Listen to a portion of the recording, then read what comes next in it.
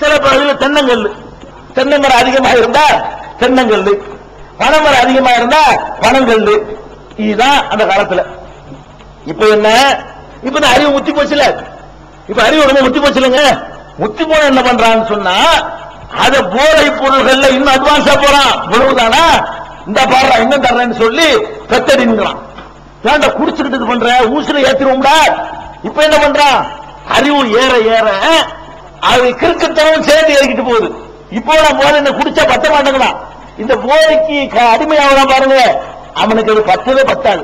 50 ஆரம்பிப்பான், 50 மில்லியன் ஆரம்பிப்பாங்க. 50 கரெக்டா தெரியும் ஒரு மாசத்துக்கு. 50 பத்தலையே, பழைய பத்தாது.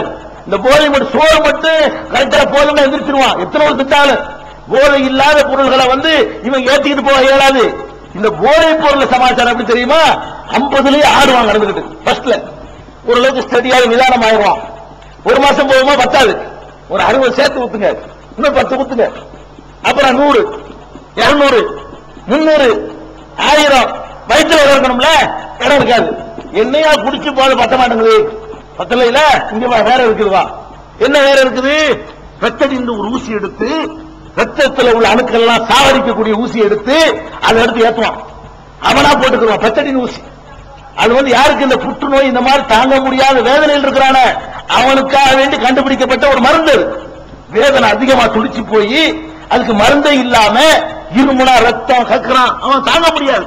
அவன் அந்த வேதனையை மறக்குவதற்காக கண்டுபிடிக்கப்பட்ட ஒரு மருந்து. அந்த அதாவது அறுவாளாக வெட்டினா கூட அந்த வெட்டினுடைய வழி தெரியாது. எதுக்கு இதை கண்டுபிடிக்கிறான், மனிதனுக்கு ஒரு மருந்தாக கண்டுபிடிக்கப்பட்ட பெட்டடின இன்னைக்கு எடுத்து ஏத்திக்கிட்டு இருக்கிறான். பெரிய பெரிய நடிகர்கள், பெரிய பெரிய அரசியல்வாதிகள் பெட்டடினுக்கு அடிமையா இருக்கிறாங்க. வாங்கிட்டு போய் என்ன செய்யறது, அவனா ஏத்திக்கிட்டு படுப்பான். அதுவும் பத்தாது, ஒரு இன்ஜெக்ஷன் 3 ஆகும், 3 4 ஆகும், கடைசியில் ஒண்ணு கூடுதா இருக்கு, உள்ள ஒண்ணும் இருக்காது. என்னடா நீ அறிவுல முன்னேறி போயிட்ட, அறிவுல முன்னேறி போனோம்னு சொல்லிட்டு நீ நல்லதை கெட்ட நோய்களை அதிகமாக்கி இருக்கிற. நோய் இருக்கிற வரைக்கும் மருந்து வேணும். அன்றைக்கும் நோய் இருந்துச்சு, அதுக்கு இஸ்லாம்ங்கிற மருந்து தேவைப்பட்டுச்சு. இன்றைக்கு அந்த நோய் இருக்குது, முத்தி போய் இருக்குது, அதிகமாக இருக்குது, புது புது நோய்கள் உண்டாகி கொண்டிருக்கிறது.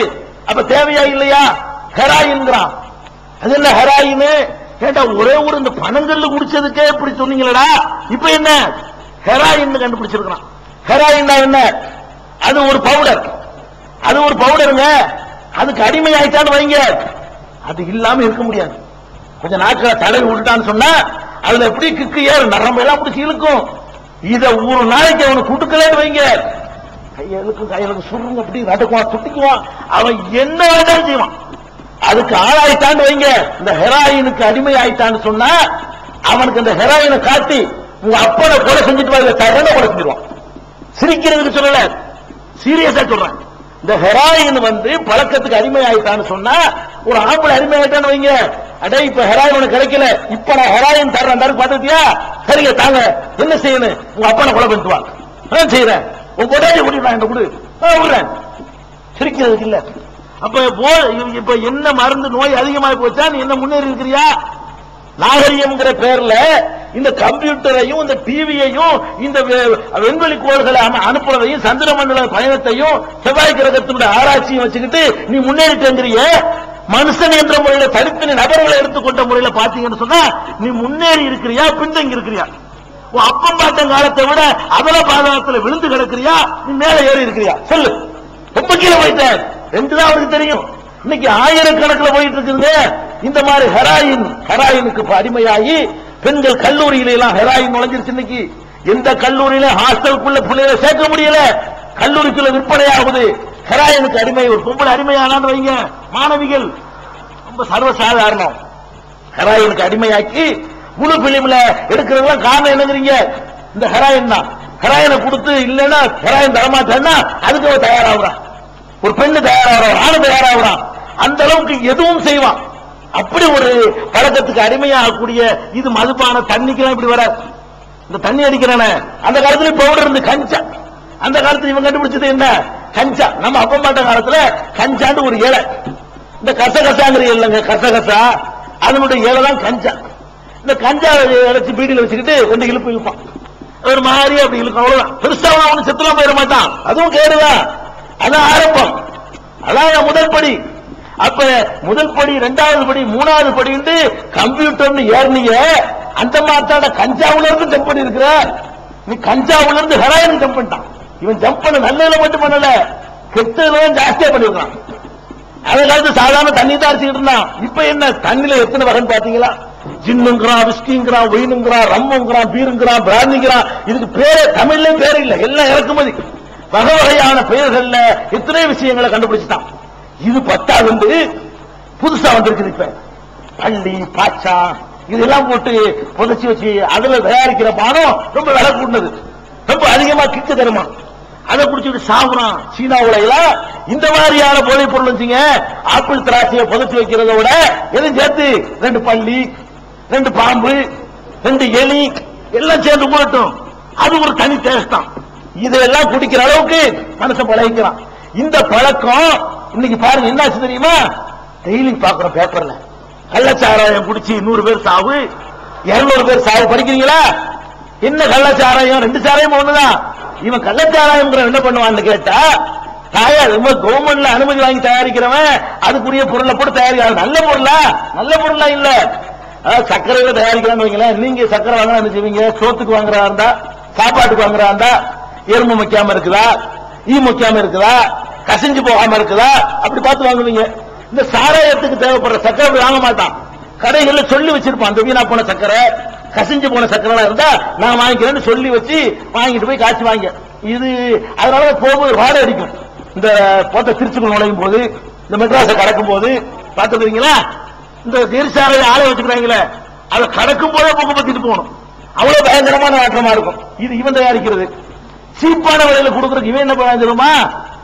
இந்த வீணா போன பேட்டரி இருக்குல்ல, பேட்டரி கேட்டேன், பேட்டரி இருக்குல்லங்க, வீணா போன பேட்டரி, சுண்ணாம்பு இதெல்லாம் போட்டு சாராயம் தயாரிப்பான். சக்கரை, வீணா போன சக்கரை, வீணா போன பள்ளி பாய்ச்சா எல்லாத்தையும் போட்டு அதை காய்ச்சி அதை விக்கிறதா கள்ளச்சாராயங்கிறது. அதை குடிச்சுதான் விஷமெல்லாம் வருதுன்னு சாப்பிடுறது. இந்த மாதிரி ஸ்பிரிட் இதெல்லாம் ஊத்தி விட்டுவாங்க உள்ளது. ஸ்பிரிட் எதுக்கு? வண்டி ஓட்டுறதுக்கு உள்ள ஸ்பிரிட் இருக்க, அதெல்லாம் ஊத்தி விடுறான், குறைஞ்ச வேலை. அப்ப மனிதன் நல்ல விஷயங்கள்ல எப்படி முன்னேறி ஜம்ப் பண்ணி மேல போனானோ, நோய்களை வரவழைத்துக் கொள்வதிலையும் மேல போய் நிக்கிறான். இப்ப அவனை நல்வழிப்படுத்துவதற்கு இவனுடைய அறிவு பத்தல. நீ அதுக்கு என்ன கண்டுபிடிச்ச சொல்லு?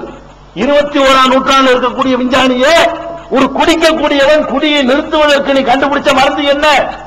ஒரு போதைக்கு அடிமையானவன் அதிலிருந்து விடுபடுவதற்கு நீ என்னத்தை கண்டுபிடிச்சு தந்த சொல்லு? என்ன கண்டுபிடிச்சு தந்திருக்கிற? அதையெல்லாம் உருவாக்குவதற்கு நீ கண்டுபிடிச்சே தவிர, மனிதன் இந்த தீமையிலிருந்து விடுபடணும் அதுக்கு நீ என்ன கண்டுபிடிச்ச? அந்த காலத்தில் விபச்சாரம் வந்துச்சு. விபச்சாரம் என்பது மனிதன் தோன்றிய காலத்திலிருந்து ஆரம்ப காலத்தில் இருக்கு, மனிதன் இருக்கிற காலத்தில் இருக்கும்.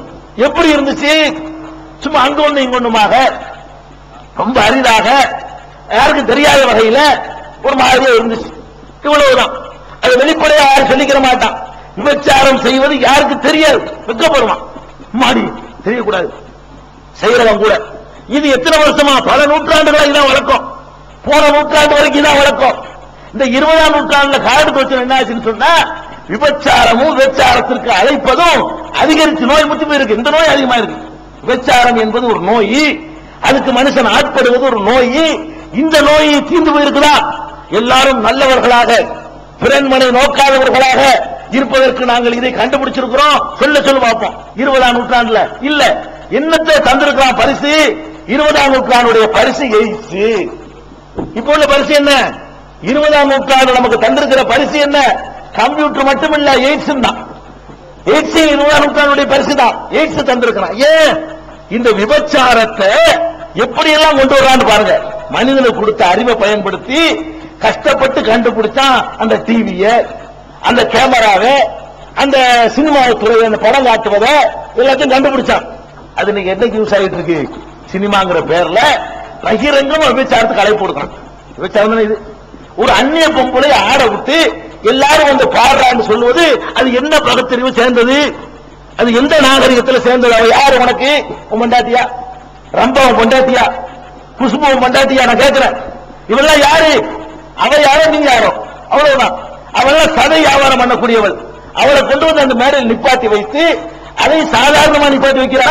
இல்ல, எந்த ஒரு பொம்பளையும் புருஷன் கிட்ட மட்டும்தான் இருப்பாள அந்த குறைந்தபட்ச ஆடையோட கொண்டாந்து 50 பேர் பாக்கிரமா நிப்பாட்டி வச்சு அது ஆயிரக்கணக்கான பேர் லட்சக்கணக்கான பேர் கோடிக்கணக்கான பேர் பாக்கிரமா எடுத்து கொண்டாந்து விட்டுருக்கான இந்த நோய்க்கு என்னடா மருந்து இத போய் பாக்குறான இத பாக்குறது தடுக்கிறதுக்கு என்ன மருந்து அடல்ட்ஸ் ஒன்லின்னு போட்டு போஸ்டர் அடிச்சுக்கிட்டு எல்லாரையும் கூப்பிடுறான படிக்க போற பருவத்துல சம்பாதிக்கிற பருவத்துல வாழ வேண்டிய பருவத்துல இதுக்கு அழைப்பு எடுக்கிறான என்ன நீ 20ஆம் நூற்றாண்டுல கிழிச்சுன்னு கேட்கிறேன் நீ 20ஆம் நூற்றாண்டுல மனுஷனுக்கு கிடைச்ச